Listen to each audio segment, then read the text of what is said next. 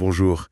On entend souvent cette question, surtout chez les 20-35 ans. Comment on fait pour son avenir financier? Surtout quand les retraites, ça semble plus aussi sûr qu'avant. C'est un peu angoissant, non? Oui, c'est vrai, il y a une vraie incertitude. Alors justement, pour essayer d'y voir un peu plus clair, on va regarder ensemble ce que propose un guide. Il s'appelle C'est Nicolas qui place et il se veut très direct, très pratique. Ah oui, cash et actionnable, c'est ça qu'il promet. C'est ça. Loin du jargon financier compliqué et surtout sans promesse miracle. D'accord. Donc, notre but aujourd'hui, c'est d'aller chercher les bonnes idées, les pépites de ce guide, les concepts clairs, les étapes concrètes pour se lancer, même si on part de pas grand-chose. Le livre dit qu'on peut commencer avec 400-500 euros. Oui, il insiste là-dessus. L'idée, c'est vraiment de fournir des repères pour ceux qui veulent prendre en main leur futur financier, quoi. Ok, mais attention, petit avertissement quand même. Ah oui, important. Ce qu'on discute là, comme le livre d'ailleurs, c'est pour comprendre, c'est pédagogique. Ce n'est pas du conseil personnalisé pour dire achetez ça ou vendez ça. On est là pour décortiquer les mécanismes. C'est bien noté. Alors, commencions par le pourquoi. Le guide, il part d'un constat assez cash, justement, sur la situation. Il parle d'arithmétique budgétaire compliquée. Oui, le point de départ est assez direct. Il souligne un déséquilibre en fait. D'un côté, de plus en plus de monde dépend des aides, des transferts, des services publics, et de l'autre, la base de ceux qui créent la richesse principale, celle qui est taxée, elle se réduit proportionnellement. Il utilise une image. Oui, celle d'un pays, un tiers, deux tiers. Un tiers qui, en gros, supporterait financièrement les deux autres tiers. C'est une image forte pour illustrer cette concentration. Et ça, avec le vieillissement de la population aussi, ça met une pression sur les systèmes collectifs, comme les retraites, surtout pour les plus jeunes. Exactement. Et donc la conclusion que tire le guide, c'est assez logique, il faut développer une autonomie financière. Pour soi-même, ne pas tout miser sur le collectif, c'est une sorte de prudence en fait. Une nécessité, presque. C'est un peu ça, c'est la motivation derrière toute la démarche qu'il propose. Ok, le tableau est posé. Alors face à ça, c'est quoi la méthode de base que propose le guide? On entend parler d'effet boule de neige? C'est vraiment ça l'image clé. La méthode, elle repose sur deux grands principes, simples, mais qui demandent de la discipline et surtout de la patience.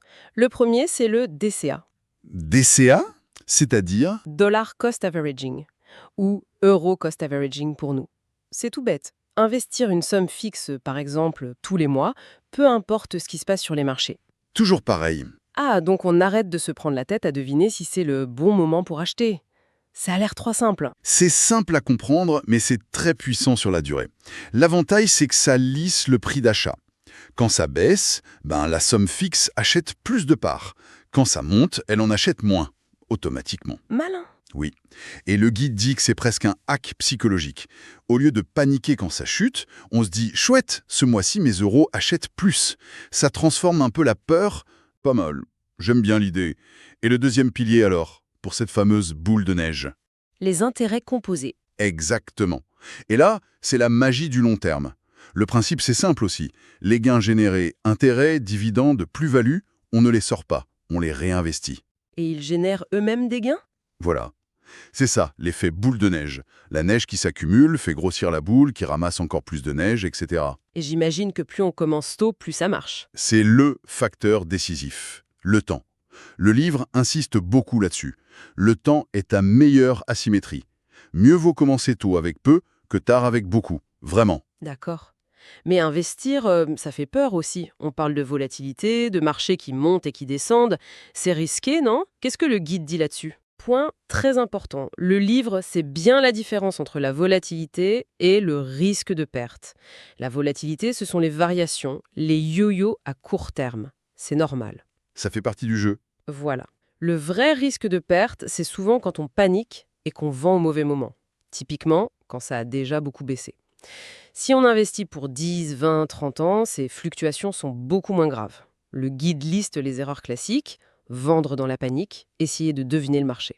Et on peut vraiment commencer avec pas grand-chose, hein. Les 400-500 euros, c'est réaliste. Absolument. Le message, c'est que c'est accessible. Commencer avec cette somme et mettre en place des versements réguliers, même modestes, 50 ou 100 euros par mois. C'est la régularité et la durée qui comptent, plus que le montant de départ. C'est ça l'approche démocratique. Compris. DCA et intérêt composé pour la base. Mais alors, on investit donc quoi?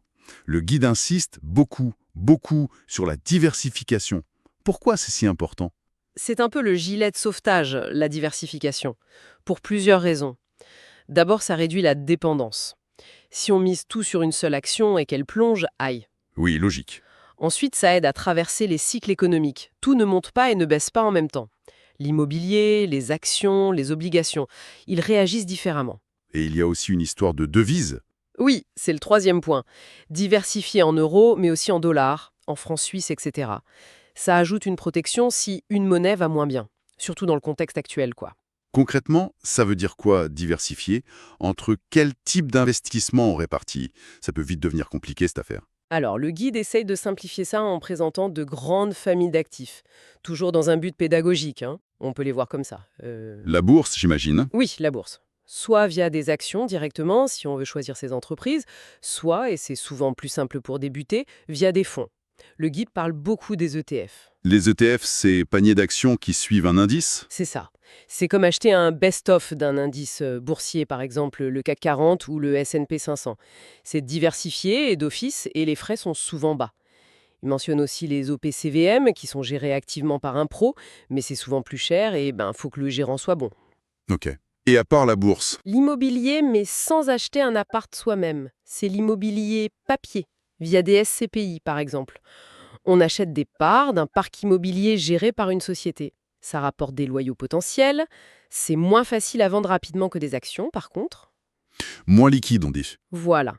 Et il y a aussi les REITs. C'est un peu pareil, mais coté en bourse. Donc plus liquide, mais aussi plus sensible aux humeurs du marché, comme les actions. Et il aborde d'autres choses, des trucs un peu plus alternatifs? Ouais, il parle un peu des cryptoactifs. Mais attention, hein, vraiment comme une initiation pour débutants, en insistant énormément sur la très forte volatilité. Donc, à n'envisager que pour une toute petite partie de son argent. Exactement, une partie qu'on est prêt à perdre, c'est ce que le guide souligne, c'est vraiment pas le cœur de la stratégie long terme qu'il propose. D'accord. Donc, l'idée, c'est de piocher un peu dans ces différentes familles. Et le guide insiste aussi sur la diversification géographique, pas rester qu'en France ou en Europe. Ah oui, c'est un point essentiel. Pensée mondiale. Si on n'investit qu'en Europe, on passe à côté de secteurs entiers, comme la tech américaine par exemple, ou du potentiel de croissance dans les pays émergents. Et c'est lié aux devises aussi, j'imagine. Bien sûr, avoir du dollar américain, du franc suisse, ça protège si l'euro connaît des difficultés. Le guide voit ça comme une diversification fondamentale aujourd'hui. Et il y a une autre diversification mentionnée, celle des flux. C'est ça. L'idée, c'est de ne pas dépendre que d'un seul type de revenu potentiel. Combiner des actifs qui peuvent générer des dividendes, actions, d'autres des loyers, SCPI, des REITs, peut-être des coupons, obligations, même si moins centrales ici. Avoir plusieurs petites rivières qui alimentent le portefeuille, ça peut le rendre plus stable. Pour visualiser un peu tout ça, le livre donne un exemple chiffré, un cadre 20-20-20-20-20. Faut le suivre à la lettre. Ah non, surtout pas. C'est vraiment martelé comme un exemple pédagogique. C'est pour illustrer une répartition possible entre 5 grandes poches, disons crypto, ETF, SCPI, actions, REITs, avec une marge de plus ou moins 5%. Mais le message principal, c'est comprenez le principe d'équilibre et de diversification, adaptez ça à votre situation, vos objectifs, votre tolérance au risque. C'est une boussole, pas une recette miracle. Une boussole, ok. Dans les stratégies plus spécifiques, le livre parle des dividendes aristocrates. C'est quoi ça, un aristocrate du dividende? C'est juste un nom un peu classe pour désigner des entreprises, souvent des très grands groupes, qui ont l'habitude d'augmenter leurs dividendes chaque année depuis très très longtemps, parfois 25 ans, 50 ans, voire plus. Ah oui, quand même. Le guide explore ça comme une stratégie possible, pour ceux qui cherchent un revenu potentiellement régulier et croissant. Mais ce n'est qu'une approche. Elle a ses avantages, comme une certaine stabilité perçue, mais aussi ses inconvénients. On peut passer à côté d'entreprises de croissance qui réinvestissent tout et ne versent pas de dividendes, par exemple. D'accord, c'est une option, pas la seule. Passons à la pratique. Pour investir, il faut les comptes. Le guide parle de CTO et de PEA. La différence principale, c'est quoi? C'est essentiel de comprendre ça pour savoir où mettre quoi. Le CTO, le compte titre ordinaire, c'est le plus souple.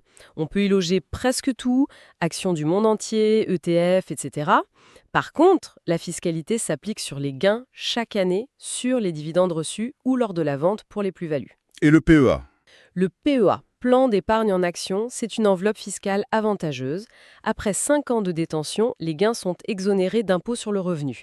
Il reste les prélèvements sociaux, mais c'est un gros avantage. Le hic, c'est que le choix est plus limité, principalement des actions d'entreprises européennes ou des ETF qui répliquent des indices européens. Donc, si on veut des actions américaines ou des ETF monde, c'est plutôt CTO.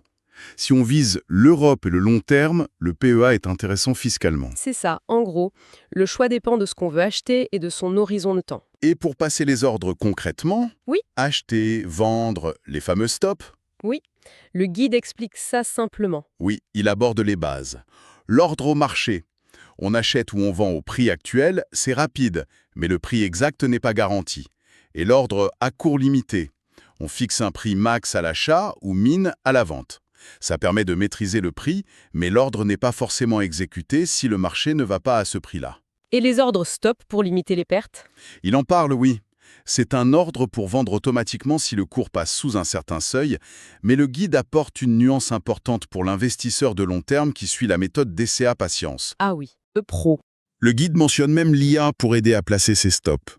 Mais avec des pincettes, j'imagine. Oui, c'est vraiment présenté comme une piste exploratoire, un outil potentiel pour réfléchir.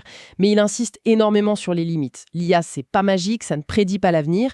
C'est plus une illustration pédagogique qu'une recommandation ferme. Faut garder son bon sens. Un autre point très pratique et crucial, les frais. Le guide utilise une image sympa, le bruit silencieux. Oui, j'aime bien aussi. Parce qu'on ne les entend pas forcément, mais ils sont là. Les frais de courtage à chaque achat-vente, les frais de gestion annuelle des fonds, le fameux TER des ETF, Total Expense Ratio. Le slippage aussi, c'est quoi ça? C'est le petit décalage possible entre le prix affiché quand on clique et le prix réel d'exécution. Ça arrive surtout sur des actifs peu liquides ou quand le marché bouge très vite. Et puis, il y a les frais d'entrée sur certaines SCPI qui peuvent être élevés. Et tout ça, ça s'accumule. Exactement. Ça vient grignoter la performance année après année. L'air de rien. Le guide insiste, il faut être vigilant, comparer les offres, choisir des courtiers et des produits avec des frais raisonnables. C'est comme une petite fuite d'eau. À la longue, ça fait des dégâts. Et pour garder une trace de tout ça et apprendre, le guide suggère un journal d'opération. Oui, un truc tout simple. Un carnet, un fichier Excel. On note pourquoi on achète tel actif, à quel prix, ce qu'on attendait. Ça aide à être discipliné, à analyser ses erreurs, à ne pas juste suivre une intuition. C'est un outil pour progresser, en fait. Logique. Et on ne peut pas finir la partie pratique sans parler sécurité. C'est capital, non? Surtout avec les cryptos, mais pas que. Ah mais c'est fondamental. Le guide rappelle les fondamentaux. L'authentification forte, le 2FA, à 2 facteurs, idéalement via une application dédiée type Authy ou Google Authenticator. C'est plus sûr que le SMS. Et les mots de passe? Unique et solide pour chaque site. Et une vigilance de tous les instants face au phishing. Ces faux emails ou sites qui essayent de voler les identifiants. C'est la base. Et pour les cryptos, il y a des précautions spécifiques? Oui, crucial. La fameuse seed phrase, la phrase de récupération qui donne accès au fonds. Il faut la noter et la conserver hors ligne. Jamais sur un ordinateur ou un téléphone connecté à Internet, à l'abri des regards, des incendies, des inondations. C'est vraiment la clé du coffre-fort. Exactement. Le guide suggère même de faire des tests de restauration pour être sûr qu'on sait comment faire si on perd son appareil et de penser à la transmission, comment les proches pourraient récupérer les accès en cas de problème grave. Un petit plan de continuité, quoi. D'accord, c'est très clair. On a vu la méthode, la diversification, les outils, la sécurité, mais il y a un type de produit très populaire dont le guide semble se méfier pas mal. Le fameux capital garanti. Pourquoi il voit ça comme un piège? On est quasi sûr de récupérer au moins 1 000 € hors frais. Oui, ça semble sûr. Sauf que cette garantie, elle ne protège pas du tout contre l'ennemi numéro 1 de l'épargnant, l'inflation, la hausse des prix. Si les prix augmentent de 2% par an et que le capital garanti rapporte 0% ou 1%, en réalité, on perd de l'argent. On perd du pouvoir d'achat. Exactement. Les 1 000 € récupérés 10 ans plus tard achèteront beaucoup moins de choses qu'aujourd'hui. C'est une sécurité en trompe-l'œil pour le long terme. Donc, pour l'épargne de précaution, l'argent dont on a besoin rapidement, d'accord. Mais pas pour faire grandir son patrimoine sur 10, 20 ans. C'est tout à fait ça. Le livre explique que ces produits, fonds euros d'assurance vie peu performants, livret A, ont leur rôle pour le très court terme. Mais pour construire un capital sur la durée, leur rendement réel une fois l'inflation délutte est souvent négatif ou très faible. Ça empêche l'effet boule de neige des intérêts composés de fonctionner pleinement. C'est une distinction vraiment importante à faire. Bon, si on devait synthétiser les messages clés. L'esprit de cette approche, c'est Nicolas qui place. L'idée forte, c'est que la liberté financière, ça se construit. Ce n'est pas un coup de chance. Ça se bâtit avec 1. La discipline. Investir régulièrement, via le DCA, sans céder aux émotions. 2. La patience. Oui, laisser le temps et les intérêts composés faire leur œuvre. C'est un marathon, pas un sprint. 3. La diversification. Bien répartie entre actifs, zones géographiques, devises, pour être plus solide face aux aléas. Bien réfléchir à sa stratégie au début, bien la mettre en place, et ensuite laisser faire. Éviter de tout changer tout le temps. Laisser la méthode travailler. Et tout ça en insistant bien sur le fait que c'est accessible. Pas besoin d'être riche pour commencer, se lancer et être régulier, c'est le plus important. Ça dédramatise quand même pas mal l'investissement, qui peut faire peur. Oui, l'objectif affiché est clairement de démystifier, rendre ça concret, pragmatique, loin des grands discours parfois trop complexes ou des promesses de gains irréalistes, donner les clés pour agir en fait. Parfait. Pour conclure notre exploration, une petite pensée pour la route inspirée Bigidi. J'aime bien cette idée du paresseux pro. Est-ce que finalement, la stratégie financière la plus efficace à long terme, ce serait pas celle qui demande le moins d'intervention une fois qu'elle est bien calée? Celle qui mise sur la méthode plutôt que sur l'agitation permanente? C'est une excellente question pour réfléchir. Ou alors une autre qui découle de ce qu'on a dit sur la diversification mondiale. Dans un monde qui semble se reconfigurer avec les tensions entre blocs, Chine, USA, Europe, comme évoqué dans les sources, est-ce que diversifier ses actifs géographiquement et en devises, ce n'est plus juste une bonne pratique, mais peut-être une nécessité absolue pour protéger son patrimoine sur le long terme? Voilà de quoi méditer après cet échange.